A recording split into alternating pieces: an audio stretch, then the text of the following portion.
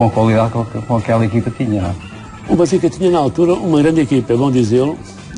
Tinha sobretudo o Filipovic em grande forma, era o grande goleador da equipa, e tinha os clássicos, o Nené, o Carlos Manuel, o Diamantino e por aí fora. Era uma equipa de facto de luxo e que começou bem. Nessas coisas das provas europeias às vezes é preciso que o começo seja auspicioso. Lembro perfeitamente dessa equipa, foi uma das grandes equipas que o Benfica teve. Jogava muito bem, encantava, que é outro aspecto fundamental, não basta ganhar. É preciso jogar de forma... O golo é o fundamental, é evidente. Ganhar é determinante. Então, se ganham 3 pontos com 1-0 e a jogar mal, como aconteceu no domingo passado, ou ganhando 6-3 no Sporting, que de facto é outra coisa deslumbrante.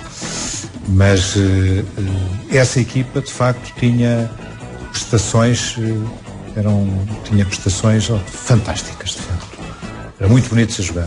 Nos oitavos de final, o Benfica defronta o Zurique. Depois de 4 vitórias nos 4 primeiros jogos, os encarnados vão à Suíça empatar a 1. As dúvidas teriam de ser desfeitas na Luz. Um claríssimo 4-0 sentencia as contas da eliminatória. Filipovic, Diamantino e Nené por 2 vezes carimba o passaporte e o Benfica vai a caminho dos quartos de final. Vinha aí um jogo inesquecível na Cidade Eterna. Durante o passado tempo, nessa época, víamos que nós éramos fortíssimos. A equipa era forte, muito forte mesmo, e o futebol que jogava era muito agradável, muito agradável. E nós próprios vamos, a pouco e pouco, vamos acreditando cada vez mais. Não é? E vamos tendo, não é sonhar, mas vamos tendo essa perspectiva de dizer, não, nós chegamos lá. Vamos chegar certamente lá. É evidente que para quem joga, quem é profissional, ambiciona sempre ter algum sucesso. E ganhar ou vencer finais é ter sucesso também, não é? Ou chegar a elas já é ter sucesso. Se as vencer, ainda mais sucesso é. Isso já estava dentro de nós. Eu acho que nós nessas épocas, o Benfica era assim. Não é essas épocas, é o Benfica. Nós entrávamos para o campo, era sempre... Temos que ganhar. Não havia... Era impossível 15 minutos de jogo, 20 minutos de jogo no Estádio da Luz. Se nós não marcássemos um golo, ninguém se calava. Era impossível, não houvesse assobios. As pessoas exigiam-nos a nós essa situação de que aos 15, 20 minutos já tínhamos de estar a ganhar. Portanto, havia uma exigência fortíssima. Uma adrenalina boa para nós também, sem dúvida nenhuma. Logo a seguir veio o Zurique. Dessa vez o primeiro jogo foi fora e o Benfica consegue arrancar um empate, mais uma vez, por obra do Filipovic, num jogo muito difícil, mais pelas condições climatéricas do que propriamente pelo valor do adversário. Tinha alguns jogadores também de nomeada. O futebol suíço, na altura, não se podia dizer que fosse tão frágil quanto o de agora. E depois cá, curiosamente, também num jogo à tarde, já agora é interessante sublinhar isso, porque os jogos são sempre à noite, não é? Mas esse jogo foi num feriado, o Benfica aproveitou para golear o Zurique por 4-0. E quem elimina 3 também elimina 4. E o quarto adversário, esse sim, já foi um adversário muito, muito, muito difícil, que foi a Roma, do Falcão. Bom, eu acho o Benfica hoje como classifico como um dos 3, 4 melhores times da Europa. Foi um grande time no passado, depois teve uma pequena crise e voltou novamente a ser um dos grandes da Europa. Então, é um adversário de muito respeito. E eu não gostaria de enfrentar o Benfica agora, porque se trata de um grande time e se trata realmente da base principal da seleção portuguesa. Em Roma, o Benfica não foi romano, foi Benfica. Diante de Falcão, Conte e Ancelotti, perante um estádio olímpico incrédulo, os comandados de Eriksen lembraram à Europa que aquele emblema era o mesmo dos anos 60, o mesmo dos bicampeões europeus. Os 2 golos de Filipovic contra um de Di Bartolomei traziam uma vantagem preciosa para Lisboa. 2 semanas depois, com a Luz a rebentar pelas costuras, o Benfica não deixaria escapar a vitória. Filipovic, sempre ele, abre o marcador a meio da primeira parte. Falcão empata a 5 minutos do fim, mas já toda a gente sabia da notícia.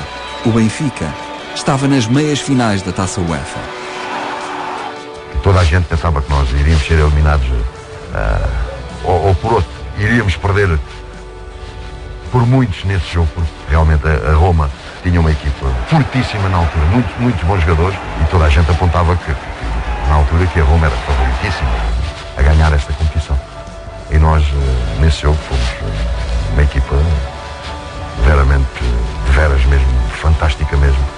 Atenção que a Roma tinha na altura uma super equipa. Tinha Falcão, tinha Bruno Conti, tinha Di Bartolomei, tinha uma equipa fabulosa. E o Benfica chegou ao Estádio Olímpico de Roma jogando de branco. Eu faltei uma aula para ver o jogo ao início da tarde e o Benfica ganhou. Só nos limitamos a fazer o nosso futebol, aquilo que nós treinávamos, rigorosamente assim. E portanto, eu recordo-me perfeitamente destes jogos como se fosse hoje, porque essa eliminatória até foi ganha mais lá do que cá, não é? Portanto, eliminamos as peças fundamentais, não na marcação, mas no jogo global. Isso foi fantástico. Fomos a Roma com esperança de poder fazer um resultado e conseguimos um grande resultado. Esse jogo começa por uma história gira, que nós vamos, antes do jogo, vamos ver como é que ver a relva e quando entramos no campo, há uma grande salva de palmas e, claro, para quem é esta salva de palmas? Olhamos para trás, reparamos que devia ser para o Eusébio, não é? Só que o Fernando Martins ia à frente do Eusébio, só que o Eusébio vinha atrás de uns 5 a 10 metros e o Fernando Martins, quando via aquela salva de palmas, pensava que era para ele, só que esqueceu-se que atrás dele vinha o nosso mestre, o Eusébio. E nós olhámos para aquele estádio, que não é também bonito, mas nós também tínhamos um estádio bonito. A dimensão dos estádios para nós não valia nada, porque nós estávamos habituados a isso, e foi um jogo extremamente complicado. Ao ganharmos lá por 2-1, pensámos nós que tínhamos quase a eliminatória ganha, mas tivemos que estar na segunda mão, tivemos que ser no Benfica, de forma a não sermos surpreendidos por um Roma que tinha grandes jogadores e que veio à luz discutir a eliminatória. Os jogadores do Benfica nessa altura sonhavam. Começaram a sonhar que podiam vencer a Taça UEFA. Faltava uma eliminatória para chegar à final. Zoran Filipović tinha chegado do Partizan de Belgrado um ano antes. Era apenas o terceiro estrangeiro a envergar as cores do Benfica e o primeiro que não falava português. A língua não foi obstáculo. O futebol é linguagem universal e Fili rapidamente estabeleceu uma grande dupla atacante com o Nené. Alto, possante, excelente cabeceador, o jugoslavo cumpriu uma segunda época de altíssimo nível. Levava já 7 golos na Taça UEFA e não ia ficar por aqui. Primeira vez meu contacto com o Benfica foi ainda como criança. Eu tive não sei certo, mas acho 7, 8 anos. Um jogador de futebol, grande jogador da Estrela Vermelha, que é Zoran Filipović, tive a fazer uma transferência para o Benfica. Entretanto, o meu primeiro cromo de uma equipa estrangeira foi cromo de Zoran Filipović com camisa da Benfica. Era um exemplo de eficácia e de subtileza. Um grande jogador, o Filipović, foi um dos grandes jogadores dessa altura. Eu acho que foi um ponta de lança que jogou muito bem com cabeça, ou seja, foi um jogador muito inteligente, sabia se posicionar bem, sabia de guardar seu esforço e esperar o momento certo, e aparecia sempre que durante o jogo não faz nada, mas depois quando você contabiliza golos no final da época, não mostra isto. A subtileza era, acima de tudo, acho que era a subtileza com que fazia as coisas. Não acho que tivesse sido um jogador exuberante no sentido de dar muito nas vistas, mas estava sempre lá e de uma forma discreta marcava golos que se fartava. Era espetacular. Na primeira mão das meias finais, a Universidade de Craiova visita a luz. Entre os romenos, brilha Rodion Kamataro, o avançado que há de ser melhor marcador da Europa alguns anos mais tarde, com um impressionante registro de 44 golos. É um jogo intenso, disputado taco a taco e ninguém consegue marcar. O 0-0 final deixa no ar uma angústia que dura 2 semanas. Mas quando o árbitro apita para o início do jogo em Craiova, tudo desaparece. Não há medo nem fantasmas, só a bola de futebol e o sonho de voltar a uma final europeia. A equipa que nós apanhamos a seguir ao Roma, que era o Craiova, era uma equipa também de grandes jogadores, talentosos, porque a Roménia tem grandes jogadores, muito bons jogadores e naquela altura jogadores de grande nível. Foi um osso bastante duro de roer, uma vez que nós sofremos um golo logo em Craiova, sofremos um golo logo nos primeiros minutos e depois, pela grande exibição do Bento e marcando um golo do Filipović, conseguimos chegar à final.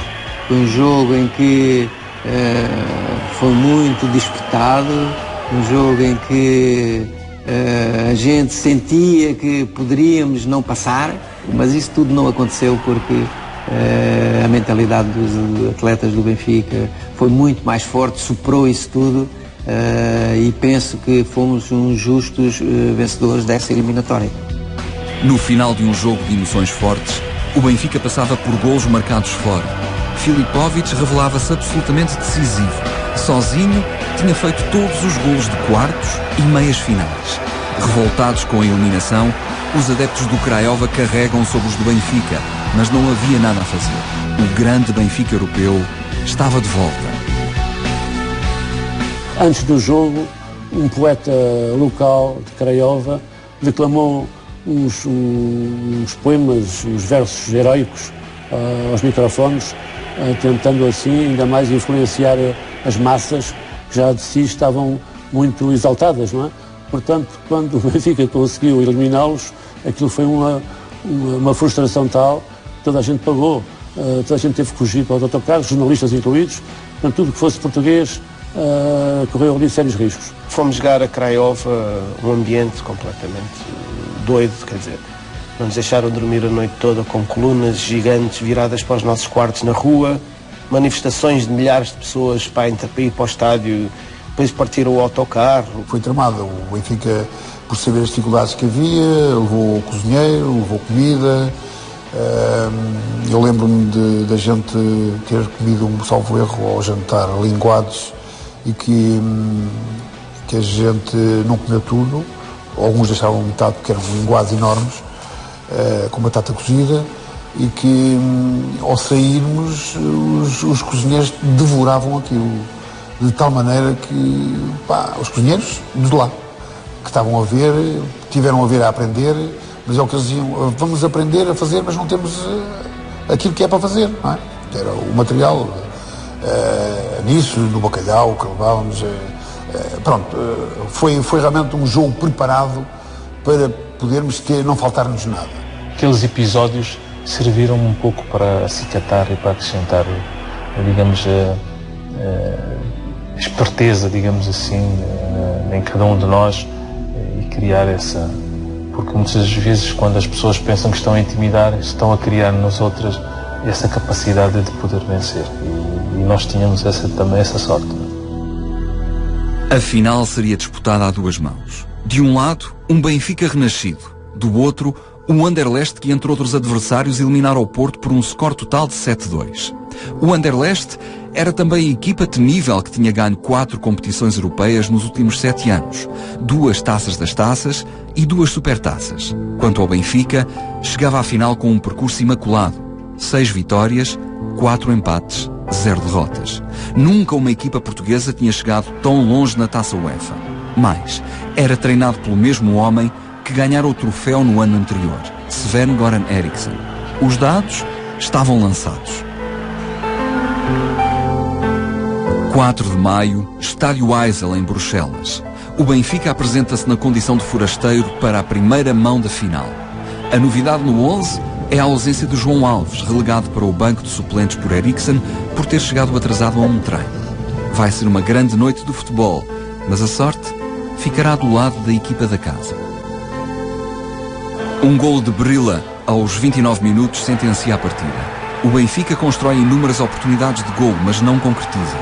A final vinha agora para a luz e todos os sonhos continuavam a ser permitidos. No jogo em Bruxelas contra o Vanderlecht, o Benfica controla claramente o jogo, faz uma boa partida, sofre um golo, vai para a frente, cai em cima dos belgas à procura do empate, tem-no completamente à sua mercê. Não me esqueço de uma bola que, salvo erro, o Diamantino falha com a baliza completamente escancarada, nem o guarda-redes lá estavam, e ele em posição central. Isto não deslustra minimamente o valor e a qualidade que o Diamantino tinha como jogador, que a tinha inegavelmente, mas todos falham, e ele teve o azar de,